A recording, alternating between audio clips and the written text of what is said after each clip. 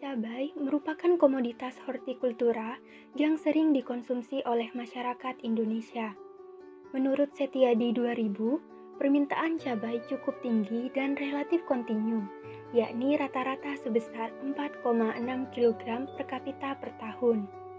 Namun, di balik permintaannya yang cukup tinggi, tidak membuat petani cabai menjadi sejahtera. Petani cabai menghadapi banyak tantangan seperti kondisi cuaca, kurangnya informasi tentang pasar, hingga keterbatasan modal yang menyebabkan petani meminjam modal pada tengkulak. Rata-rata margin keuntungan yang diperoleh petani tanaman pangan cukup kecil dikarenakan produksi dan distribusi yang tidak efisien. Dalam sistem tata niaga petani sangat tergantung pada tengkulak. Hal ini bermula dari keterbatasan sumber daya, petani yang mempunyai keterbatasan modal dan lahan terpaksa meminjam modal kepada tengkulak dengan kesepakatan tertentu. Misalnya, pada musim panen petani harus menjual hasil panennya kepada tengkulak tersebut. Hal ini dikarenakan petani tidak memiliki pilihan.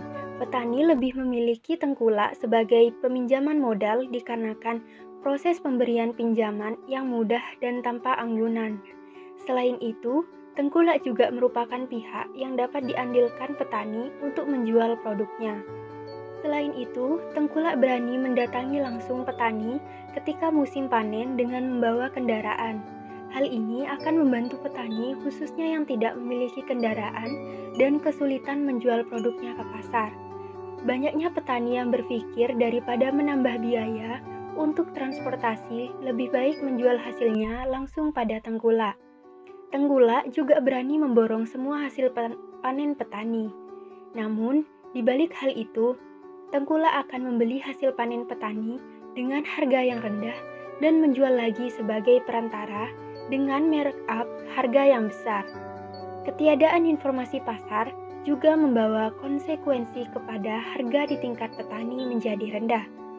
Hal ini yang menyebabkan posisi tawar petani sangat lemah. Cabai merupakan salah satu komoditas yang memiliki fluktuasi harga sangat tinggi.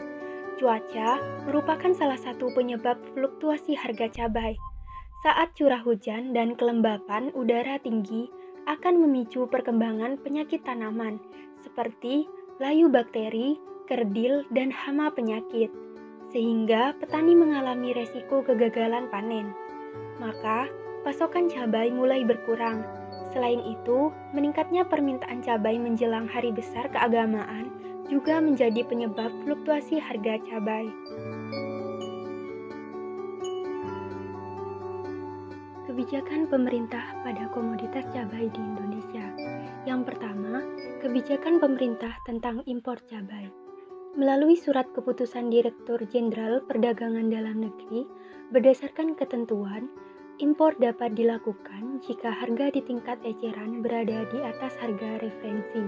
Kedua, kebijakan pemerintah dalam penetapan harga cabai.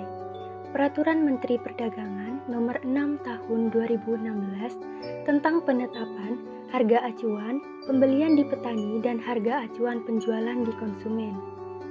Cabai merah keriting di petani seharga Rp15.000, di konsumen Rp28.500. Cabai merah besar Rp15.000 di petani dan Rp28.500 di konsumen.